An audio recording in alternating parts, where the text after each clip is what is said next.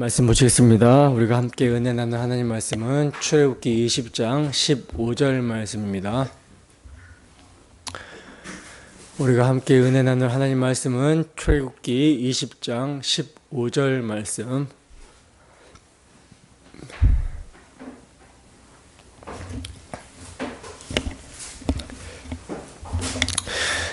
다 찾으셨으면 한 목소리로 합독합니다. 시작. 도둑질 하지 말라. 아멘. 제8계명 도둑질 하지 말라. 제8계명 도둑질 하지 말라라는 제목으로 하나님 말씀 증거하도록 하겠습니다. 우리는 계속해서 하나님이 구속하여 자기 백성 삼은 이스라엘에게 주신 10가지 계명을 살펴보고 있어요. 오늘은 도둑질하지 말라라고 하는 제8계명을 살펴볼 텐데 그동안 다른 계명들을 살펴본 것과 같이 요점은 이 계명을 하나님이 자기 백성에게 주시고 있다라는 것이 요점입니다. 그러니까 하나님이 자기 백성 아닌 자들에게 내가 계명을 줄 테니까 이거 너희 열심히 노력해서 준행하여 스스로 내 백성이 한번 되어보라고 하던가, 아니면 계명을 준행해서 스스로 하나님의 백성에서 탈락하지 말고 하나님의 백성으로 한번 유지돼 봐라, 이렇게 주신 것이 아니라는 거예요. 이미 애굽에서 유월절 어린 양의 피로 구속하여 자기 백성 삼은 자들에게 계명을 주시고 있는 것입니다. 따라서 우리가 하나님이 자기 백성 이스라엘에게 주신 십계명을 살펴볼 때에는요, 그 십계명이 구원받지 못한 죄인들에게 적용되는 것과는 다르게 적용이 되어야 하는 거예요. 다시 말해서 구원받지 못한 죄인들에게 십계명은 정죄로 적용이 됩니다. 정죄로 적용이 되어 하나님 사랑, 이웃 사랑을 하지 못하는 죄인에게 하나님의 공의에 따른 죄의 삭은 사망이라고 하는 심판을 요구하게 되지만, 구원받은 하나님의 백성들에게 십계명은요, 내가 너희를 사랑한 것 같이 너희도 서로 사랑하라 하는 하나님의 백성으로서의 삶의 원리로 주어지게 된다라는 거예요. 하나님께서는요, 애굽의 바로가 상징하는 공중 권세 잡은 자 마귀의 통치 아래에서 종노릇하는 이스라엘 백성들, 죄와 사망 아래에서 죽기를 무소함으로 일생매여 종노릇하던 죄인인 이스라엘 백성들을요, 긍휼히 여기시고 사랑하셨습니다. 이스라엘 백성들이 사랑받을 어떤 자격이나 공로가 있어서가 아니라 그들은 애굽 사람들과 똑같이 육체와 마음에 원하는 것을 하여 본질상 진노의 자녀들이었는데, 하나님이 그들의 조상 아브라함과 이삭과 야곱에게 맹세하신, 세워주신 메시아 언약으로 인하여 그들을 사랑하시사 긍휼히 여기셨어요. 그래서 이스라엘이 애굽 사람들, 세상 사람들과 똑같이 육체와 마음에 원하는 것을 하여 본질상 진노의 자녀임에도 불구하고 경건치 않고 우상숭배자들이며 불의한 죄인이고 원수였던 자들을 대신하여 하나님의 아들을 상징하는 유월절 어린 양을 대속제물로 주신 것이죠. 하나님은 이스라엘을 대신하여 유월절 어린 양에게 죄에 대한 심판을 내리신 것입니다. 그래야 그 피로 그들의 모든 죄를 도말하시고 사하심으로 하나님도 의롭고 그 유월절 어린 양의 피를, 그 대속하심을 믿음으로 문인방과 문지방의 피를 바른 이스라엘 백성들도 의롭다 하여 주심으로 구원하여 자기 백성 삼아 주셨다라는 거예요. 그러므로 이스라엘에게 계명을 주심은 그들이 하나님의 놀라운 용서의 사랑, 유월절 어린 양의 희생의 피값으로 자신들이 하나님의 백성이 되었다라는 정체성을 인식하고 그 희생의 사랑을 믿는 믿음을 나타내며 살라고 주신 것입니다. 따라서 이스라엘 백성들은 계명을 준행할 때마다 무엇을 기억해야 되는 것입니까? 뭘 기억해야 돼요? 죄인인 자신을 구속하신 하나님의 사랑, 유월절 어린 양의 피를 기억하고 그 피를 믿음으로 그들이 받은 사랑을 나타내며 살아야 했던 거예요. 그래야 이를 통해 하나님을 경외해야 했던 것입니다. 신명기 6장에 보면 하나님께서 애굽의 종되었던 이스라엘을 유월절 어린 양의 피로 구속하여 시내산까지 인도하시고 거기서 그들이 약속의 땅에 들어가 지켜야 되는 명령과 규례와 법도를 주신 목적을 말씀하고 계시는데, 그 목적을 뭐라고 말씀하고 있냐면 하나님을 경외하게 하기 위함이다 라고 말씀합니다. 하나님을 경외하게 하기 위해서. 그러니까 십계명을 통해서 하나님을 뭐 해야 된다라는 거예요? 경외해야 된다라는 것이죠. 여러분, 하나님을 경외해야 한다라고 할 때 경외라는 말이 무슨 뜻입니까? 경외라는 말이 무슨 뜻이에요? 두려워하며 공경하다. 그러니까 두려워하며 받들어 섬긴다라는 뜻인데, 하나님을 두려워한다라고 할 때 무엇을 두려워하는 것을 말하는 것입니까? 하나님을 두려워한다, 경외한다라고 할 때 하나님의 무엇을 두려워해야 된다라는 것을 말하는 것이죠. 흔히 사람들은요, 하나님을 두려워해야 된다라고 할 때 내가 하나님께 잘못을 하고 뭔가 죄를 지으면 책망하시거나 징계하실 거야, 매를 때리시거나 벌을 주실 거야 라고 하는 마음으로 두려워합니다. 그런 두려움으로 그런 징계와 매를 맞지 않기 위해서 하나님께서 명하신 명령과 법도와 규례를 행하려고 한다는 거예요. 그러니까 자원에서가 아니라 내가 잘못하면 책망받을까봐, 벌받을까봐, 매 맞을까봐 그런 두려움으로 억지로 계명을 지킨다라는 것이죠. 이걸 여러분 율법주의라 그래요. 근데 이게요, 죄를 안 짓는 데는 효과적이긴 합니다. 죄를 안 짓는 데는 효과적이에요. 그러나 여기에 심각한 문제가 발생하게 되죠. 무슨 문제입니까? 내가 책망하시고 징계하시고 벌 주시는 하나님을 두려워함으로 내 마음대로 안 살고 표면적으로는 계명을 지킬 수가 있어요. 무서우니까. 근데 문제는 그 하나님을 사랑한다거나 그 하나님께 가까이 갈 수는 없어요. 이게 문제예요. 여러분, 왜 이런 식으로 하나님을 두려워하는 문제가 생기게 되냐면 유월절 어린 양의 피로 자신을 구속하신 하나님을 생각하지 않기 때문입니다. 자, 그러면 참으로 하나님을 경외한다라는 거, 우리가 진짜 하나님을 두려워한다라고 할 때 무엇을 두려워해야 되는가? 그것은요, 애굽 사람들과 함께 멸망받아 마땅한 죄인인 나를, 유월절 어린 양이 상징하는 당신의 아들을 나와 같은 죄인을 대신하여 심판하시기까지 사랑하신 하나님, 반역한 죄인을 아들의 피로 구원하여 자기 백성, 자기 자녀 삼아주신 하나님과 멀어지는 것을 두려워해야 되는 거예요. 그러니까 내가 사랑하는 하나님과 멀어지는 것을 두려워해야 되는 것입니다. 이게 여러분 성경에서 말하는 경외예요. 이 경외는요, 나를 하나님과 멀어지게 하는 죄를 멀리하게 할 뿐만 아니라 사랑하는 하나님께 더 가까이 나아가게 해줍니다. 그래서 계명을 지킬 때 억지로 지키는 것이 아니라 감사와 즐거움으로 행하게 되는 거예요. 하나님의 율법을 즐거워하게 되는 것입니다. 새 언약의 일꾼이 우리는요, 구약의 계명을 통해서도 예수님을 만나야 되는 것입니다. 예수님을 만나야 하고요, 그 예수님을 말미암아 계시된 하나님의 마음을 알아야 되는 거예요. 이런 하나님의 마음을 알게 될 때, 계명을 통해서 계명을 주신 하나님의 의도와 하나님의 마음을 알게 될 때 우리는 하나님을 참으로 경외하게 되는 것이며, 그 경외에서 뭐가 나와요? 참된 경건이 나타나게 되는 것이죠. 그러므로 주 성령께서 이 시간 10계명의 8계명을 통해 참으로 십자가 사랑을 알게 하시고 그 사랑을 우리에게 주신 하나님을 경외하며 받은 사랑을 나타내며 살게 해주시기를 소원합니다. 자, 그러면 이제 도둑질하지 말라고 하는 계명을 살펴볼 텐데, 우선 우리가 알고 있는 도둑질에 대해서 좀 생각을 해보고 성경에서 궁극적으로 의미하는 도둑질이 무엇인지에 대해서 살펴보도록 하겠습니다.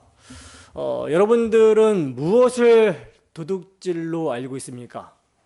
도둑질의 개념을 어떻게 정의를 하고 계시죠? 우리가 흔히 알고 있는 도둑질은 뭐예요? 우리가 흔히 알고 있는 도둑질은 남의 것을 훔치거나 빼앗는 것을 도둑질이라고 합니다. 그리고 법으로는요, 다른 사람의 것에 부당하게 손을 대는 것까지도 도둑질로 정의를 하고 있어요. 예를 들면 가택 침입 같은 것이죠. 집에 들어가서 뭘 훔치지는 않았음에도 불구하고 그냥 들어온 것 자체가 뭐가 돼요? 이게 침입죄로 도둑질이 되는 거예요. 그래서 다시 말해서 도둑질이란 다른 사람의 것을 훔치거나 빼앗는 것, 또 다른 사람의 권리를 침해하는 것을 도둑질이라고 합니다.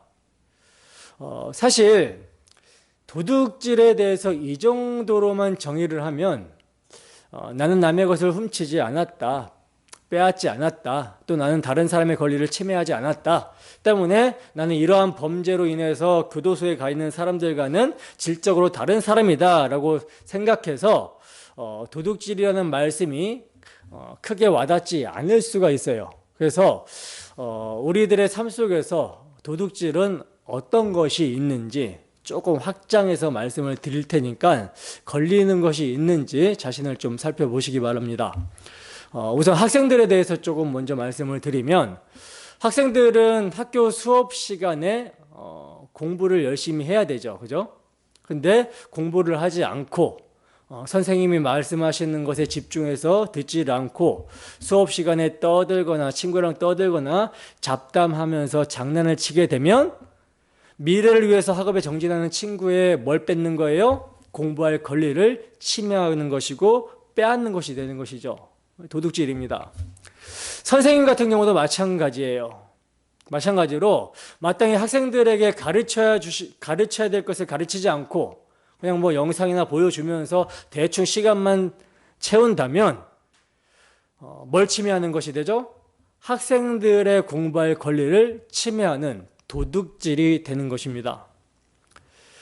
직장인들 같은 경우 보통 8시간에서 9시간 정도 근무 시간이 주어지게 되는데 이런 근무 시간에는 열심히 업무를 봐야 되는 것이죠. 근데 업무를 게을르게 하는 거, 이것도 도둑질에 포함이 됩니다. 즉 업무 시간에 딴짓을 한다거나 뭐 주식을 한다거나 또는 이제 핸드폰을 가지고 게임을 한다거나 카톡이나 페이스북 같은 개인 시간에 할 수 있는 것들을 하게 된다면 이것은 이 사람을 고용해서 이익을 창출해야 되는 회사의 권리를 침해하는 도둑질이 되는 거예요. 주어진 업무에 충실하지 않는다면 이는 그를 고용한 사장의 이익에 손을 대는 것과 같다라는 것이죠.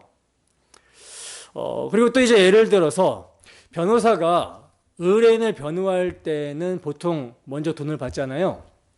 그러면 이제 최선을 다해서 변호를 해줘야 되는데 충분히 이길 수 있고 승산이 있음에도 불구하고 자신이 최선을 다하지 않아서 지게 되는 경우, 이거는 의뢰인의 돈과 삶을 도둑질하는 것이 되어버리는 거예요. 각자 자신의 직업을 생각해 보면 대부분이 다 찔리는 부분들이 있을 것입니다. 그리고 이제 타인의 시간을 빼앗는 경우가 있어요. 이런 경우는 이제 고용주의 입장에서 적용이 되는데, 타인의 시간을 빼앗는 경우가 주로 어떤 것이 있겠습니까? 업무 시간이 끝났음에도 불구하고 카톡으로 지금 이것 좀 해줘야 되겠다라고 하면서 일을 지시하는 경우, 이건 이제 타인의 시간을 빼앗는 것이 되는 것이죠. 그리고 장사하는 사람들이 물건을 팔면서 도둑질하는 경우가 있어요. 물건을 파는데 도둑질하는 경우, 어떤 경우가 있을까요? 가격을 터무니없이 많이 받으면서 물건을 파는 것은 도둑질하는 것이죠. 성경에 보면 공정한 저울추라는 것을 말씀하고 있는데, 이 저울추를 조장해가지고 거짓된 저울추로 물건을 파는 거예요. 이거 도둑질하는 거거든요. 분명히 이 돈의 이 양은 아닌 것 같은데 저울추를 속여서 파는 거, 도둑질입니다. 그리고 고리대금도 도둑질이라고 할 수 있죠. 돈을 빌려주니까 일시적으로는 남을 좀 도와주는 것 같아 보이잖아요. 돈이 필요하다니까. 남을 좀 도와주는 것 같아 보이는데, 그러나 결국은 돈이 정말로 필요한 사람들의 그 다급한 심리를 이용해서 속여 빼앗는 것입니다. 그래서 원금이 나중에는 이자가 나중에는 이제 원금보다 더 비싸지게 되는 거예요. 예수님 당시 세리들이 이러한 일들을 했었죠. 예수님 당시 세리들이. 그래서 세리장이었던 삭개오가 예수님을 믿고 회개를 하면서 뭐라고 고백을 합니까? 내가 남에게 토색한 것이 있다면, 그러니까 속여 빼앗은 것이 있다면 몇 배? 4배나 지불하겠습니다 라고 하면서 자신이 정한 세외에 붙여서 고리대금했던 거, 속여 빼앗은 것들을 다 도둑질이라고 고백하고 있는 거예요. 또 뭐가 있을까요? 회사의 어떤 공금을 이제 자신의 권리로 생각해서 아끼지 않고 마음껏 자기 뜻대로 사용하는 행위도 도둑질이라고 볼 수 있겠죠. 예를 들어서 자기 카드로는 그렇게 못하면서 회사 카드로 쓰게 되면 보통 10,000원 정도면 밥을 사 먹는데 굳이 비싼 것을 사 먹는 거예요. 그리고 또 몰래 리베이트를 받을 경우가 있겠죠. 이건 나의 권리가 아닌데, 권리 밖인데 그걸 자신이 취하는 것이기 때문에 결국은 도둑질이 됩니다. 그리고 이제 여기서는 좀 이제 우리가 자유롭지 못할 건데, 뭐냐면 요새는 지적재산권이라는 것이 있어요. 지적재산권. 그래서 뭐 표절행위나 논문이나 악보 같은 것도 어떻게 이제 그 정당한 대가를 지불하지 않거나 또는 출처를 밝히지 않고 쓰게 되면 문제가 되죠. 그래서 불법 복사, 불법 다운로드, 그리고 심지어 교회에서 늘 하고 있는 악보 복사도 문제를 삼으면 문제가 될 수 있습니다. 우리 교회는 성가대가 없지만 성가대가 있는 경우, 교회 안에 성가대가 있는 경우 악보를 사실 한 권씩 다 사야 되는데 보통 그렇게 하지 않죠. 그래서 성가대를 지휘하시는 분이 한 권 사고 나머지를 그냥 거의 복사해서 쓰는 경우가 많아요. 그러나 이게 사실은 지적재산권을 침해하는 것이 됩니다. 이렇게 이제 지적재산권 침해가 오늘날 모든 사람들을 알게 모르게 도둑질하고 있게 만들어내는 거예요. 그래서 여기에 안 걸리는 사람이 거의 없죠.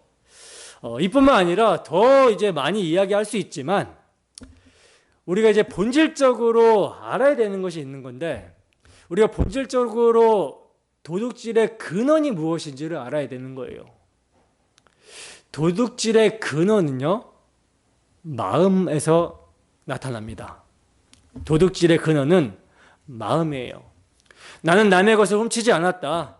나는 남의 권리를 빼앗지 않았다. 지적인 재산권도 침해하지 않았다 라고 하면서 나는 율법에 의로는 흠이 없다 라고 할 수 있겠지만, 마음으로도 그러지 않았냐라고 묻는 물음에 정직하게 답을 한다면 이건 다 도둑질한 자가 되는 것이죠. 마음에서는요, 남이 뭔가 좋은 것을 가지고 있으면 가지고 싶은 마음이 들어요. 내 손에 든 것보다 분명히 남의 것이 더 안 좋은데도 내 손에 든 것보다 남의 것이 더 좋아 보이고,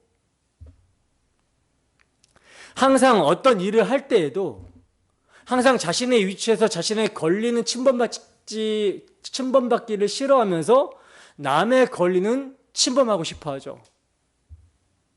때문에 우리는요, 정말 상황이 다급하고 또 아무도 모르며 법적인 어떤 처벌만 없으면 충분히 훔칠 수 있는 사람, 충분히 남의 권리를 침범할 수 있는 그런 사람이라는 것을 알아야 되는 거예요. 우리가 나중에 살펴보겠지만, 몇 주 뒤면 살펴보겠지만, 10계명의 10번째 계명이 어떤 계명입니까? 탐심이죠. 모든 계명이 이 한 가지 계명이 다 걸려 있어요.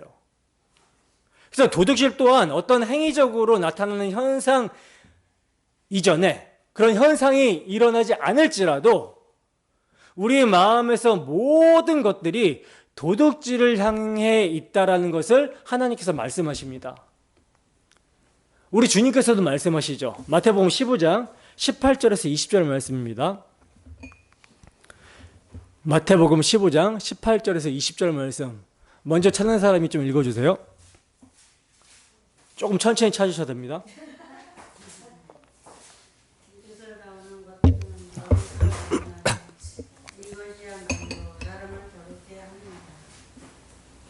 18절에서 20절까지. 마음에서 나오는 것은 악한 생각과 살인과 간음과 거짓 증언과 비방 이런 것들이 사람을 더럽게 하는 것이요 씻지 않은 손으로 먹는 것은 사람을 더럽게 하지 않습니다. 아멘. 자, 보세요. 우리 주님께서는 마음에서 나오는 것들이 사람을 더럽게 한다라고 하시면서 그 마음에서 나오는 것을 뭐라고 말씀하십니까? 악한 생각과 살인과 간음과 음란과 도둑질, 거짓 증언과 비방이라고 말씀을 하십니다. 그러니까 마음에서 나오는 것들 중에 좋은 게 있어요, 없어요? 좋은 게 하나도 없죠. 만약 좋은 게 하나라도 있었다면 예수님이 강조하시면서 야, 너희 그래도 이것들은 잘한다 라고 칭찬을 하셨을 텐데 마음에서 나오는 것 중에 눈 씻고 찾아봐도 좋은 것이 하나도 없다라는 거예요. 바로 이런 마음에서 나와 사람을 더럽히는 것 중에 뭐가 있습니까? 도둑질이 있습니다. 도둑질. 이게 여러분 죄 아래 있는 인생들의 모습이라는 거예요. 로마서 5장 12절에서 14절 말씀 보겠습니다. 로마서 5장 12절에서 14절 말씀.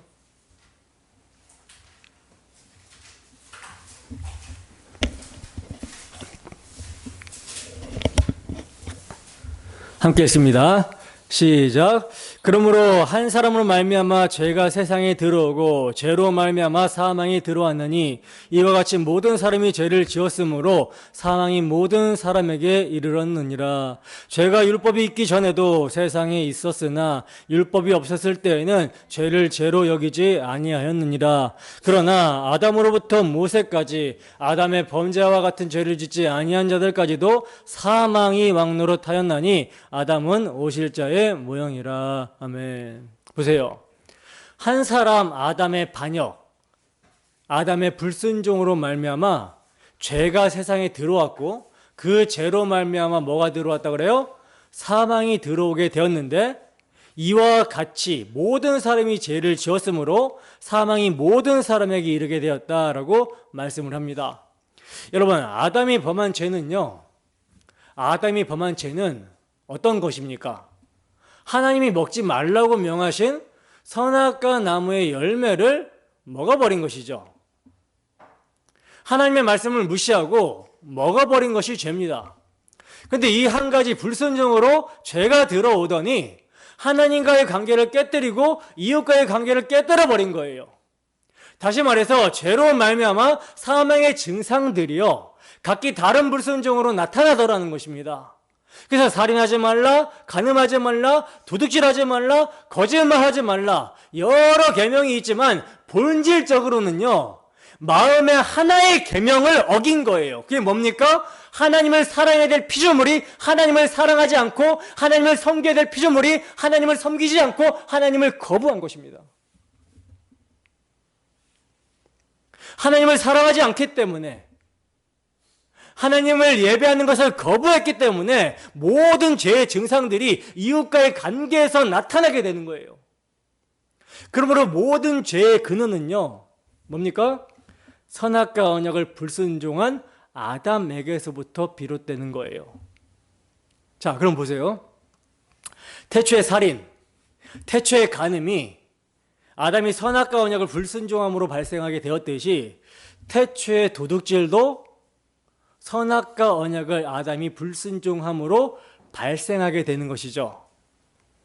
왜 태초의 도둑질이 선악과 언약의 불순종인가? 여러분, 도둑질이라는 것은 제가 서두에 뭐라고 말씀드렸습니까? 타인의 소유를 자신의 소유로 만들고자 하는 탐심으로 훔치거나 빼앗는 것 또는 타인의 권리를 침범하는 것이라고 말씀을 드렸잖아요. 하나님께서 아담과 하와를 당신의 형상으로 창조하시고 그들이 살아갈 수 있는 모든 환경을 조성하여 주셨어요.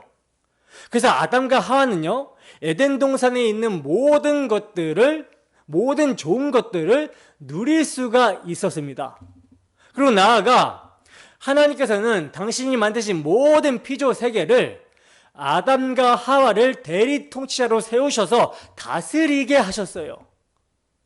자, 그런데 이렇게 자기 백성인 아담과 하와에게 모든 것을 풍성하게 누리고 다스리게 하신 하나님께서 딱 하나 금하신 것이 있었으니 그게 뭡니까? 선악을 알게 하는 나무의 열매입니다.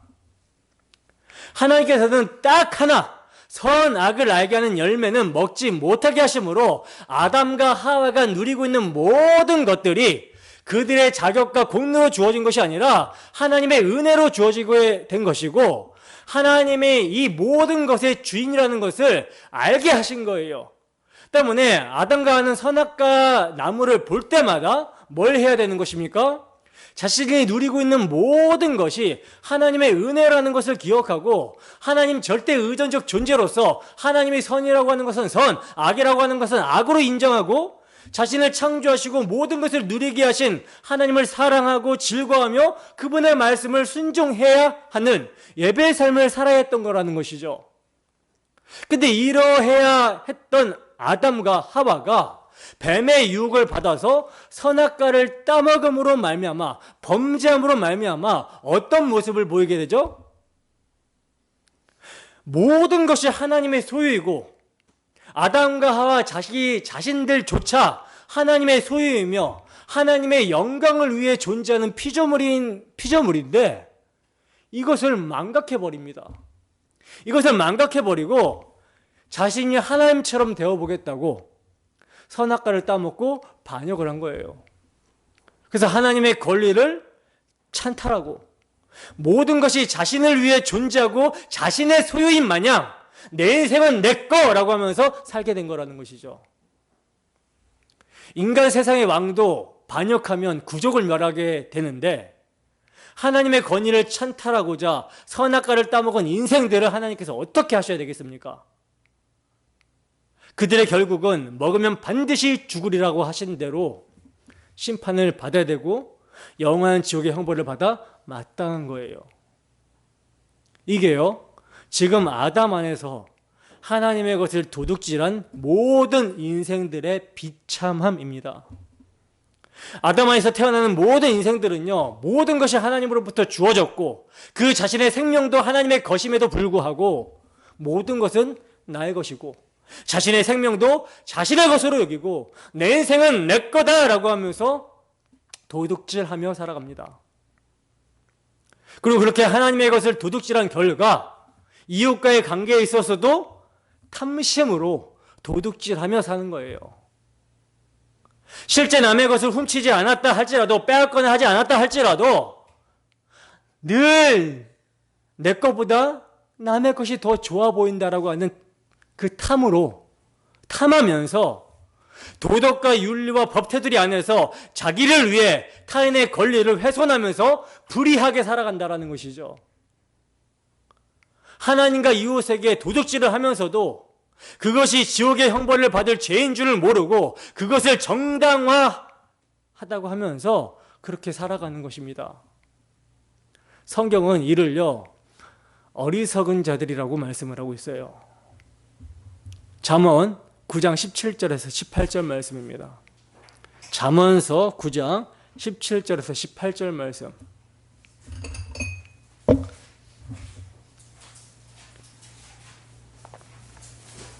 시편 다음에 있죠. 시편 다음에.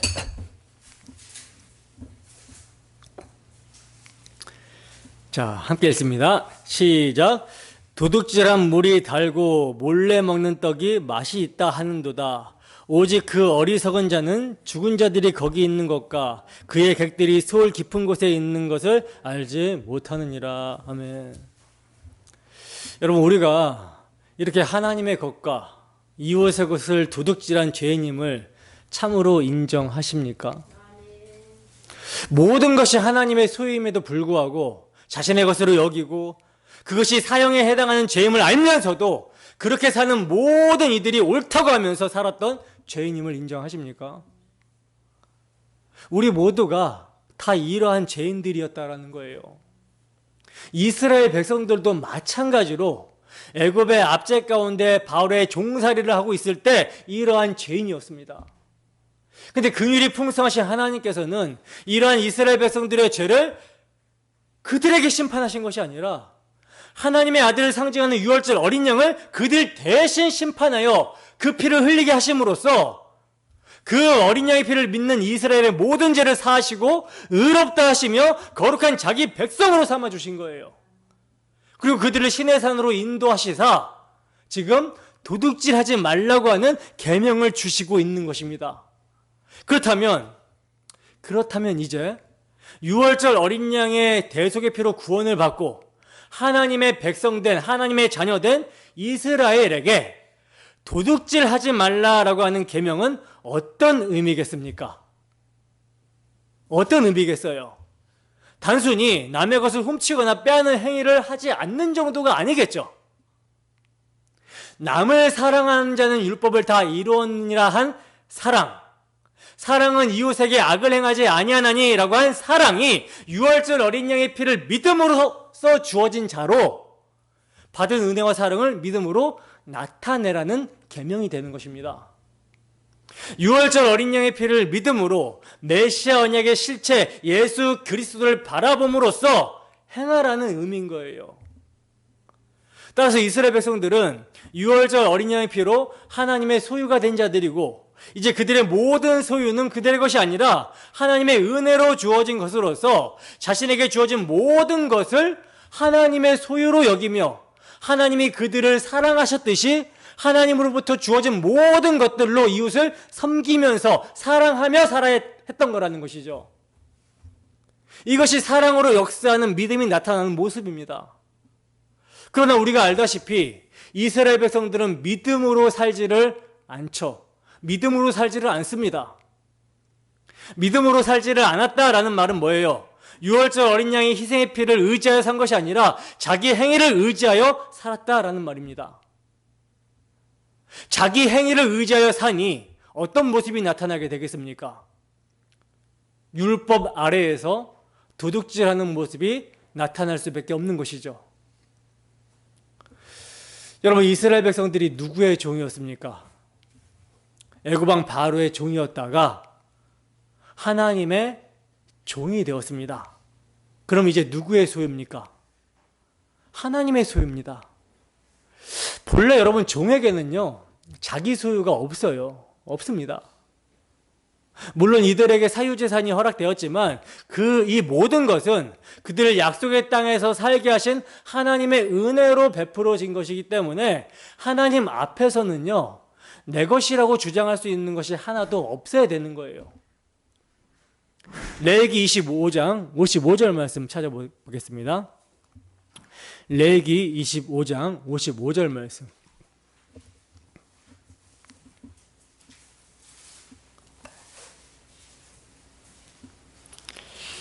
레위기 25장 55절 말씀. 함께 했습니다. 시작.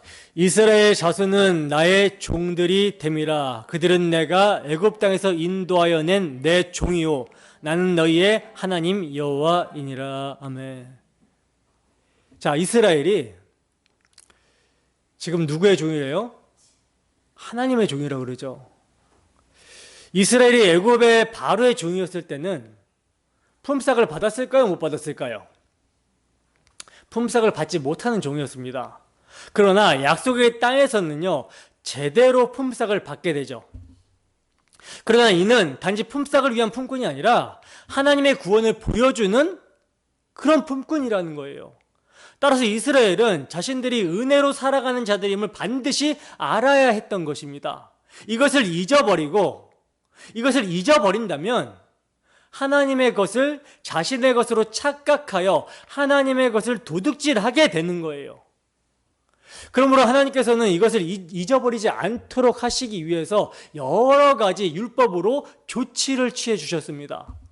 그 조치 중에 대표적인 게 뭐냐면 레위기 25장에서 나오는 안식년과 희년에 대한 율법이죠. 6년 동안 땅을 경작하였으면 안식년이 되는 7년째에는 땅을 안식하게 하는 법이에요. 이 율법으로 정해주신 법입니다.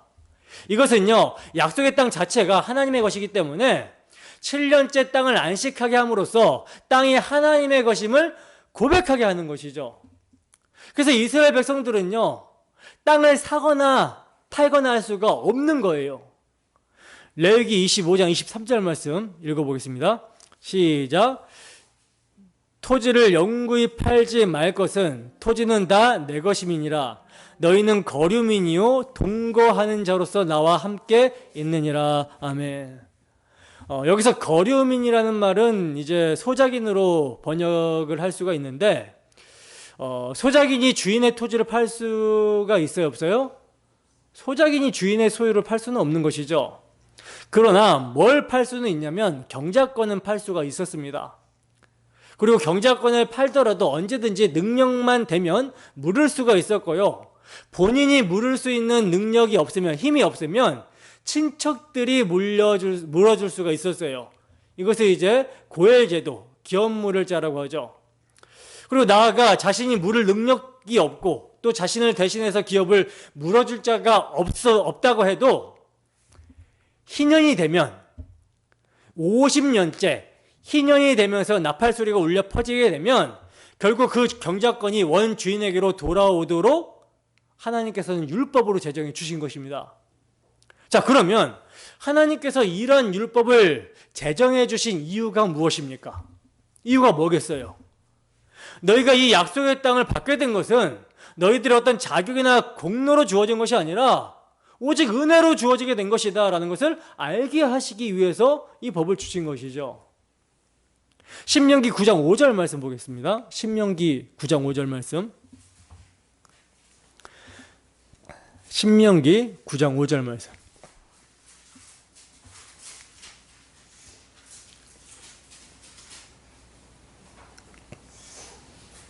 신명기서 9장 5절 말씀 함께 읽어보겠습니다. 시작. 내가 가서 그 땅을 차지함은 내 공의로 말미암음도 아니며 내 마음이 정직함으로 말미암음도 아니요 이 민족들이 악함으로 말미암아 내 하나님 여호와께서 그들을 내 앞에서 쫓아내심이라. 여호와께서 이같이 하심은 내 조상 아브라함과 이삭과 야곱에게 하신 맹세를 이루려 하심이니라. 아멘. 자, 보시다시피 이스라엘 백성들이 약속의 땅을 차지하게 되면요, 그들이 의로워서가 아니라 그들의 공의가 아니라는 거예요. 또 그들이 마음이 정직해서도 아니라 가나안 주민이 악함으로 말미암아 또 하나님이 이스라엘의 조상들에게 하신 맹세를 이루시고자 땅을 차지하게 하셨다라는 것입니다. 즉 너희가 출애굽하여 약속의 땅에 거할 수 있게 된 것과 이 땅이 너희에게 주어진 것은 너희의 공로와 자격이 아니라 나의 신실한 언약 때문이다를 말씀해주고 있는 것입니다. 그렇기 때문에 이스라엘은요, 자신이 땅의 주인이 아니라 소작인, 품꾼에 지나지 않으며 오직 하나님의 은혜로 땅의 경작권이 주어졌다라는 사실을 알아야 했던 거예요. 그래서 하나님은 율법으로 땅을 영구히 사고 팔지 못하게 하셨던 것입니다. 그런데 이런 법들을 이스라엘 백성들이 가나안 땅, 약속의 땅에 들어가서 제대로 지킵니까? 안 지킵니까? 지켜요? 안 지켜요? 안 지킵니다. 그래서 다 도둑들이 되어버린 거예요. 근데 이 도둑들이요, 하나님께 제사는 또 열심히 드립니다. 이사야서 1장 10절에서 15절 말씀 보겠습니다.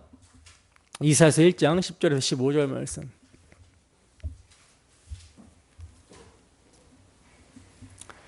이사야서 1장 10절에서 15절 말씀.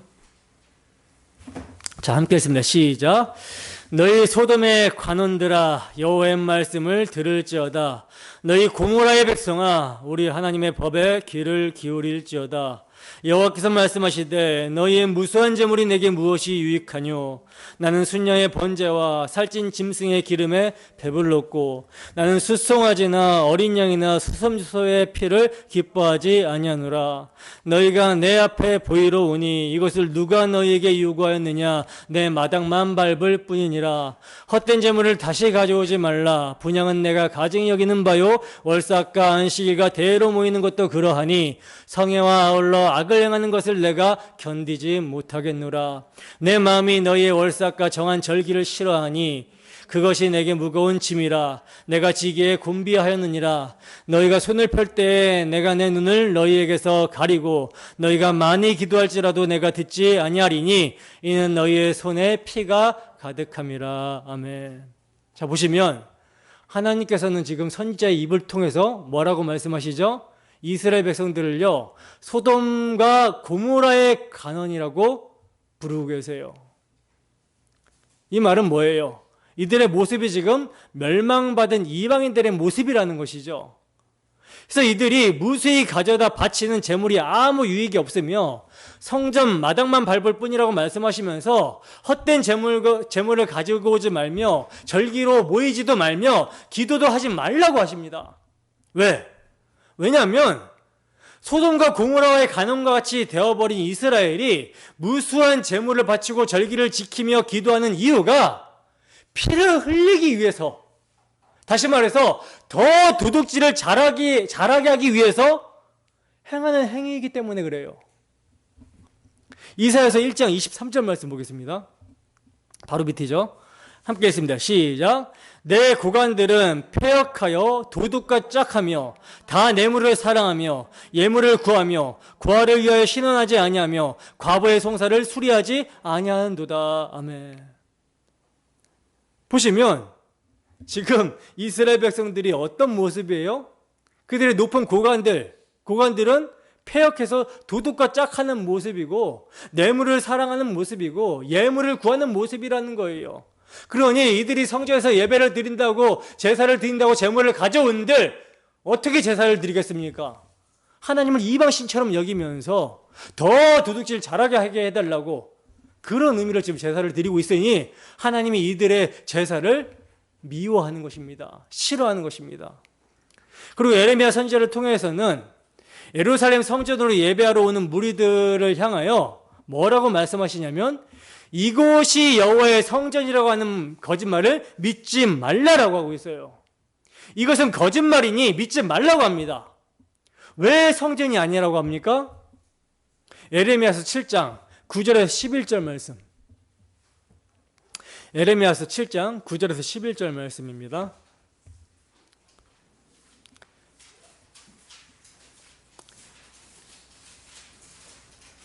에레미야서 7장 9절에서 11절 말씀 함께 읽습니다. 시작. 너희가 도둑질하며 살인하며 간음하며 거짓 맹세하며 바알에게 분향하며 너희가 알지 못하는 다른 신들을 따르면서 내 이름으로 일컬음을 받는 이 집에 들어와서 내 앞에 서서 말하기를 우리가 구원을 얻었나이다 하느냐. 이는 이 모든 가증한 일을 행하려 함이로다. 내 이름으로 일컬음을 받는 이 집이 너희 눈에는 도둑의 소굴로 보이느냐. 보라, 나 곧 내가 그것을 보았노라. 여호와의 말씀이니라. 아멘. 자, 보세요. 분명히 지금 성전이 있고 제사장이 있고 제물도 드리고 있는데 에레미야 선지자는요, 이곳이 성전이 아니라고 말씀을 하고 있어요. 왜 그렇습니까? 도둑질하며 살인하며 간음하며 거짓 맹세하며 바알에게 분향하며 다른 신을 따르면서도 자신은 뭐 했다? 구원을 받았다라고 하면서 구원의 확신을 가지고 성전에 나와 제사를 드리고 있기 때문이라고 합니다. 즉 도둑질을 더 잘하게 해달라고 성전에서 가증한 일을 하고 있다라는 거예요. 그러니 성전이 도둑의 소굴이 되었다라고 말씀합니다. 그렇다면 지금 오늘날 우리의 현실은 다릅니까? 사업을 하고 장사를 하면서 이중정부를 만들고 세금을 떼먹고 마땅히 지불해야 될 임금을 제대로 지불하지 않고 그런 불법들을 눈 감아달라고 뇌물을 주고 온갖 더러운 뒷거래를 하고 있으면서도 그런 사람들이 교회에 헌금을 하면 교회에서 축복을 받았다라고 하면서 축복해주는 그런 정신 나간 모습들이 오늘날 교회에서도 일어납니다. 이스라엘 당시 상황과 너무나도 비슷하죠. 약속의 땅을 도둑질하는 행위는 약속을 잊어버리면 자연스럽게 나타나게 되는 거예요. 사람들의 자격이 있지 않고 하나님의 의로움에 그들의 구원이 있다라고 하는 메시아 언약을 망각해버리면, 복음을 망각하게 되면 약속의 땅을 도둑질하게 되고 고아와 가부와 나그네를 돌봐야 함을 잊어버리게 되고 학대를 하게 되는 것입니다. 이들을 돌보라고 하신 것은 너희가 애굽에서 그런 신세였다라는 것을 잊지 않게 하기 위함인데, 근데 이들이 먹고 배부르게 되니 마치 자기들의 의로 그 땅을 차지한 것 마냥 여기면서 자기들의 소유를 늘리는 재미로 살아가게 된 것입니다. 그리고 하나님을 이방신을 섬기듯이 재물을 가지고 와 제사를 드리며 더 도둑질 잘하게 해달라고 탐심으로 거래를 하는 거예요. 하나님, 나 이것도 필요하고 저것도 필요하고 지금 직장 승진도 걸려있고 내 자식 좋은 대학도 가야 되고 더 도둑질 잘하게 해달라는 탐심으로 거래를 하고 있는 것이죠. 그 결과 종들에게는 일어나서는 안 되는 빈부격차가 생겨나기 시작한 거예요. 다 한 주인을 섬기는 종들인데 어떻게 빈부격차가 있을 수 있습니까? 즉 이들은 자신이 종이라는 것을 망각하고 주인 행세를 하며 자기 부를 위해서 살게 된 것입니다. 받은 은혜를 망각하니 하나님을 이방신으로 우상으로 섬기게 되고, 은혜 베풀어야 되는 이웃을, 사랑으로 섬겨야 되는 이웃을 압제하게 되었던 거예요. 이것이 여러분 누구의 잘못일까요? 백성들의 잘못이기 이전에 하나님의 말씀을 가르쳐야 되는 제사장과 선지자들의 잘못인 것이죠. 이들이 유월절 어린 양의 피, 복음을 상기시키고 그 복음에 합당하게 행하라고 하는 가르침을 주지 않고 자기 배를 위해서 가르치고 예언한 것입니다. 너희가 지금 하나님께 제사를 드리고 있으니, 성전에 나와서 하나님께 제사를 드리고 있으니 잘 될 거야, 평안할 거야, 편안할 거야, 복 받을 거야, 이렇게 가르쳤던 거예요. 하나님께서는 이러한 백성의 지도자들을 향하여 이렇게 말씀하십니다. 에레미야서 23장 30절에서 32절 말씀입니다. 에레미야서 23장 30절에서 32절 말씀.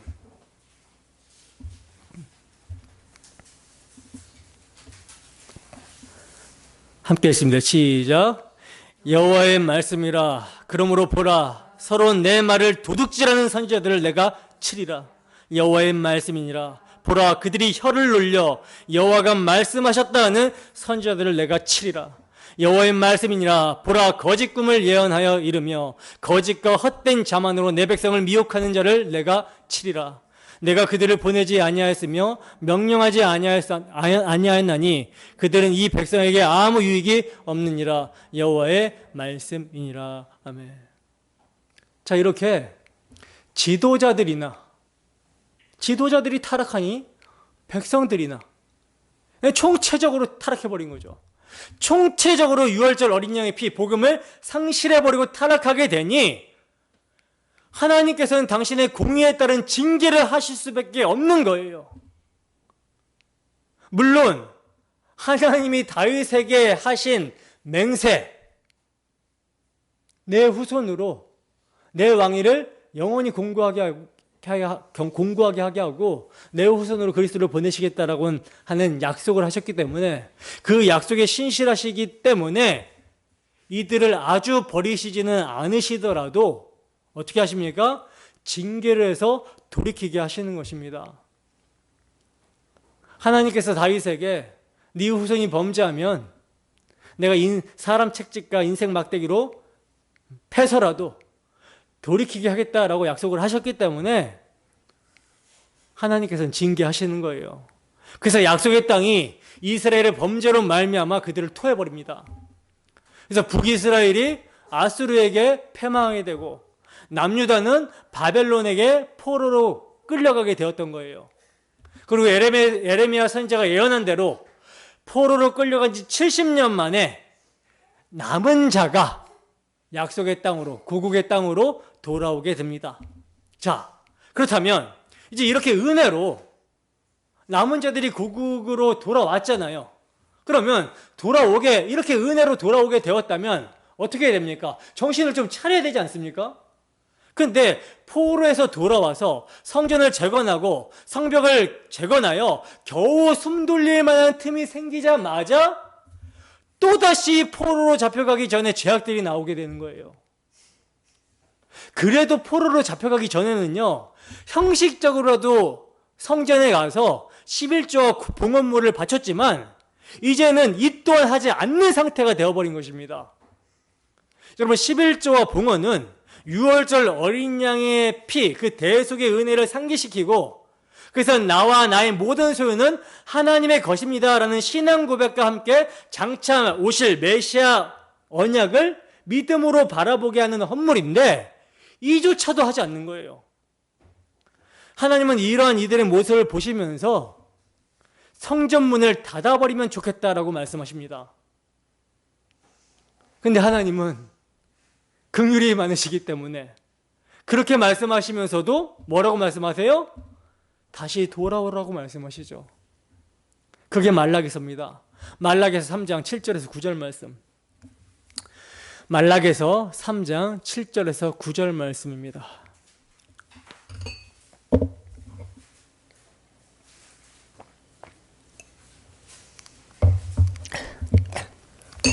함께 읽습니다. 시작. 만군의 여호와가 이르노라. 너희 조상들의 날로부터 너희가 나의 규례를 떠나 지키지 아니하도다. 그런즉 내게로 돌아오라. 그리하면 나도 너희에게로 돌아가리라 하였더니 너희가 이르기를 우리가 어떻게 하여야 돌아가리까 하는도다. 사람이 어찌 하나님의 것을 도둑질하겠느냐. 그러나 너희는 나의 것을 도둑질하고도 말하기를 우리가 어떻게 주의 것을 도둑질하였나이까 하는도다. 이는 곧 11조와 봉헌물이라. 너희 곧 온 나라가 나의 것을 도둑질하였으므로 너희가 저주를 받았느니라. 아멘. 보세요. 하나님께서는요, 너희 조상들의 날로부터 너희가 나의 규례를 지키지 아니하였다라고 말씀하시면서 이제라도 돌아오라 하고 말씀을 하십니다. 그러자 이들이 뭐라고 합니까? 어떻게 돌아갈 수 있습니까? 라고 묻죠. 그러자 하나님께서는 나에게 돌아오는 방법은 나의 것을 도둑질하지 않는 것이다. 다시 말해서 11조와 헌물을 통해 메시아 언약을 상기시키고 6월절 어린 양의 피를 믿음으로 자신이 하나님의 소유된 백성임을 인식하고 주의 긍휼을 베풀며 사는 것이 도둑질하지 않는 것이고 내게로 돌아와 나의 규례를 지키는 것이라고 말씀하고 있어요. 이들이 왜 저주를 받습니까? 여러분, 세상의 모든 사람들이 왜 저주를 받습니까? 아담 안에서 범죄한 인생들이 왜 저주를 받게 되죠? 죄로 말미암아 하나님과의 관계가 끊어졌기 때문에, 다 도둑질한 자들이기 때문에 그렇잖아요. 근데 도둑질하지 않는 유일한 길이 뭡니까?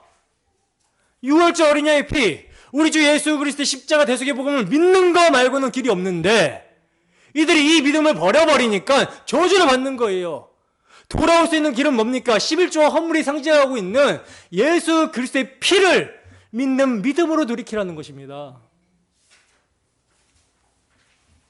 근데 이들이 6월절 어린 양의 희생의 피를 망각해버리니 아예 형식적으로 드리던 11조와 헌물조차도 드리지 않았던 거라는 것이죠.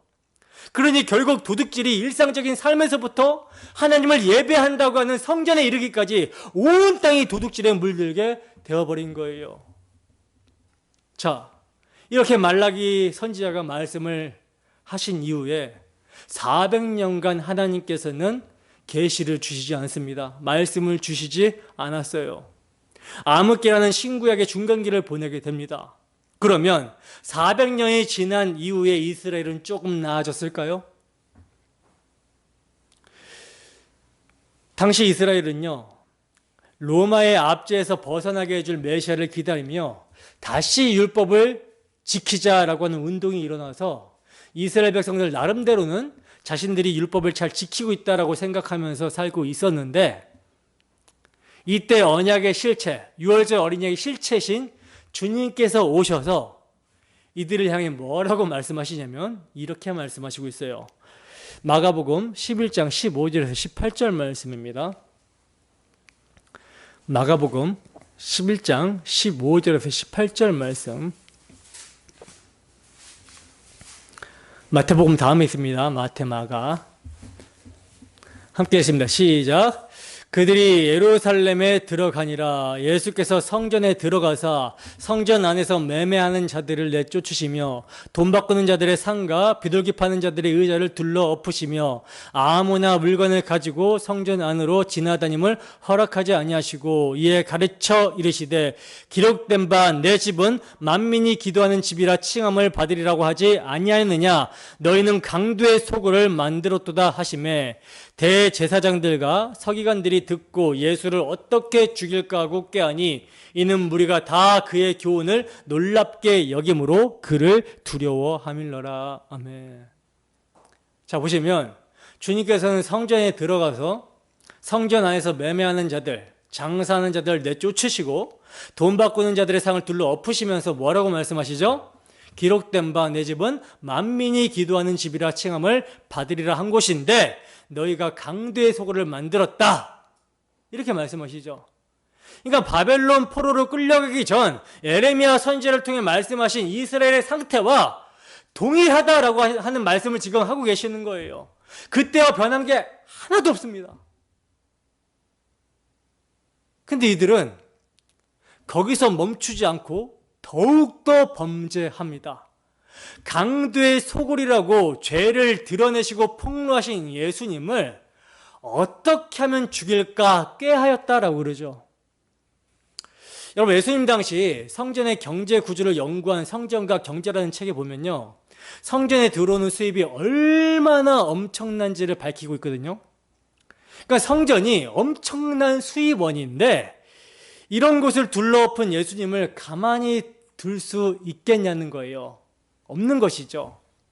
거룩함을 장사의 수단으로 사용하는 그들의 도둑심보를 예수님께서 폭로하고 드러내시자 그 예수님을 가만둘 수가 없는 것입니다. 그래서 어떡합니까? 결국 모함하여 이방인의 손을 빌어서 십자가에 매달아 죽여버리죠. 근데 여러분, 놀랍게도요, 예수님을 십자가에 못 박아 죽인 이들의 죄악을 사용하여 더 이상 도둑질하지 않는 하나님의 백성으로 만들어내시는 하나님의 지혜를 발견하게 됩니다.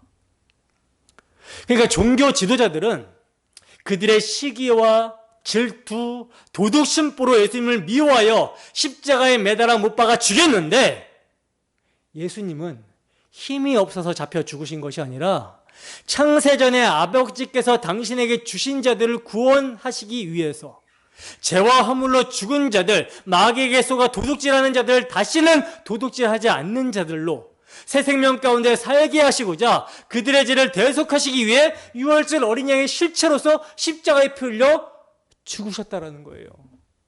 그리고 그렇게 죽으실 뿐만 아니라 부활하시사 당신의 택하신 백성들의 모든 죄의 값을 치르셨다는 것을 확증하시고 승천하사 당신이 이루신 복음을 알게 하시고자 약속하신 성령을 보내주신 것입니다. 그리하여 그 성령이 임하여 복음이 전해지게 되자, 그래서 복음을 깨닫게 되고 알게 되고 믿게 되자 무슨 일이 일어나게 됩니까? 사도행전 4장 32절입니다.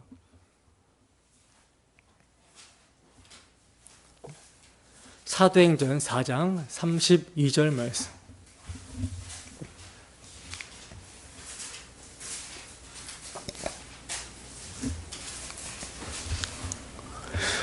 함께 했습니다. 시작. 믿는 무리가 한 마음과 한 뜻이 되어 모든 물건을 서로 통용하고 자기 재물을 조금이라도 자기의 것으로 하는 이가 하나도 없더라. 아멘. 보세요. 성령이 임하게 되자 제 것을 제 것으로 여기는 자가 있어요, 없어요? 없다라고 그러죠. 그래서 모든 물건을 서로 통용하게 되었다라고 말씀합니다. 한 마음과 한 뜻이 되었다라는 것은 성령으로 인해 한 영혼이 되었다라는 거거든요. 그러니까 더 이상 자기의 재물을 자기의 것이라고 하지 않는 거예요.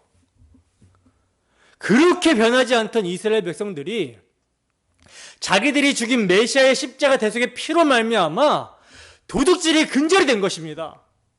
그리고 더 나아가 도둑질만 그친 것이 아니라 이제 삶의 목적도 새롭게 하나됨으로 나타나게 됩니다. 고린도전서 6장 16절에서 20절 말씀. 고린도전서 6장 19절에서 20절 말씀. 함께 읽습니다. 시작. 너희 몸은 너희가 하나님께로부터 받은 바 너희 가운데 계신 성령의 전인 줄을 알지 못하느냐. 너희는 너희 자신의 것이 아니라 값으로 산 것이 되었으니 그런즉 너희 몸으로 하나님께 영광을 돌리라. 아멘. 보세요. 사도는요, 너희는 너희 자신의 것이 아니라 그리스도의 값을 주고 사셨다라는 것을 알고 이제 너희 몸으로 하나님께 영광을 돌리면서 살라고 합니다. 이게 바로 십자가로 탄생이 된 교회의 모습입니다. 근데 오늘날 많은 교회들이 어떤 모습을 보이고 있습니까? 아니, 우리의 모습은 어떤 모습을 보이고 있습니까? 예수님을 주와 그리스도라고 믿는다고 하면서도 우리가 소유하고 있는 모든 것을 정말로 우리의 것이 아니라 그리스도의 것으로 고백하며 살고 있습니까? 주님의 것을 내 것으로 고집하며 사는 것이 바로 도둑놈입니다. 이렇게 도둑으로 살아가는 것은 그 마음에 도둑의 개수인 마귀가 꽈리를 틀고 앉아있기 때문에 그래요. 이 도둑놈인 마귀는 모든 사람들을 태어날 때부터 도둑질에 대해서 가르치고 부추기고 결국 도둑놈의 자식들을 키워냅니다. 때문에 인간이 이 도둑놈 신세에서 벗어날 수 있는 유일한 길은 도둑놈의 아비 마귀를 장악해야만 하는 거예요. 장악해야만 가능한 것입니다. 그러나 이것은 인간의 힘으로 가능합니까? 불가능합니까?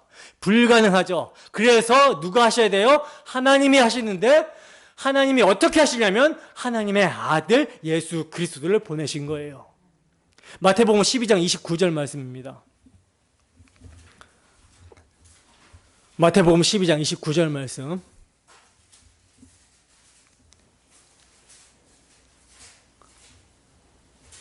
자, 함께 했습니다. 시작. 사람이 먼저 강한 자를 결박하지 않고서야 어떻게 그 강한 자의 집에 들어가 그 세간을 강탈하겠느냐. 결박한 후에야 그 집을 강탈하리라. 아멘. 여러분, 예수님이 마귀보다 더 강한 자로 오셔서 마귀를 당신의 십자가로 밟아버리시고 이기시고 자기 백성을 구원하여 내십니다.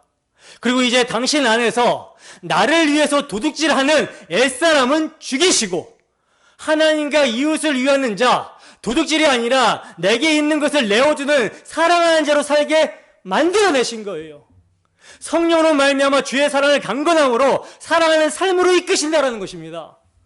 그러므로 이제 십자가로 인해 내가 원래 하나님의 것이라는 것을 알지 못하면, 십자가로 말미암아 내가 원래 하나님의 것이라는 것을 알지 못하면, 다시 말해서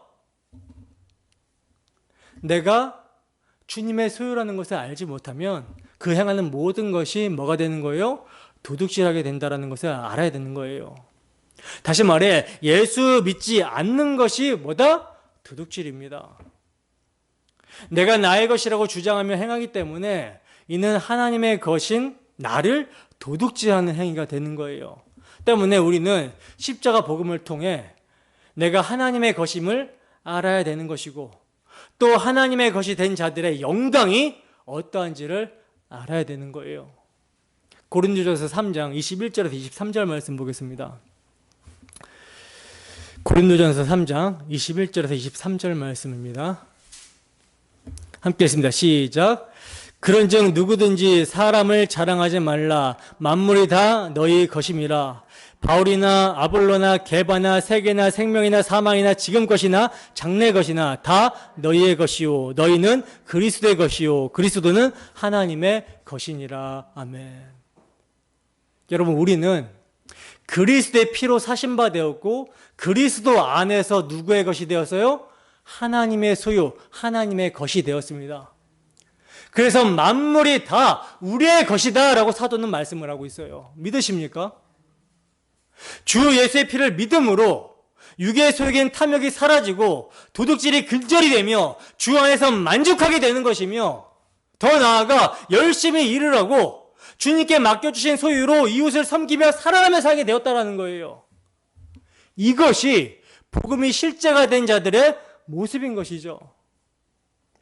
오직 우리 주 예수 그리스도의 십자가 대속의 피를 믿는 믿음 안에서만이 율법이 사랑으로 완성이 되고요. 그 마음에 새긴 사랑을 나타내며 살 수 있는 것입니다. 여러분, 계명을 통해서, 율법을 통해서 우리의 모습을 보게 되면요, 우리는 다 살인한 자고요, 간음한 자고요, 도둑질한 자입니다. 탐문심이 바글바글한 자고요, 정말 티끌에 불과한 자고요, 죽어 마땅한 자고요, 지금 당장 우리 영혼이 지옥불에 떨어져도 아무런 변명할 수 없는 그런 존재입니다. 때문에 율법을 통해서 나 자신에 대해서 묵상하게 되면,